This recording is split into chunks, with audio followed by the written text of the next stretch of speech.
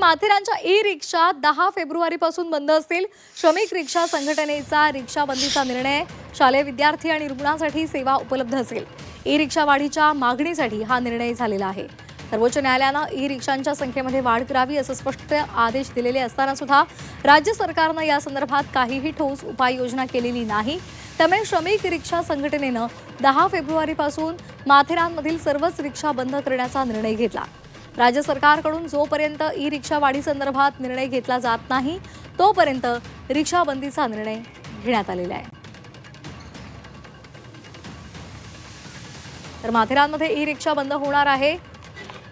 खरं तर विद्यार्थी आणि रुग्णांसाठी सेवा उपलब्ध असेल, मात्र 10 फेब्रुवारीपासून या ई रिक्षा बंद असतील। श्रमिक रिक्षा संघटनेने रिक्षा बंदीचा हा निर्णय घेतलेला आहे।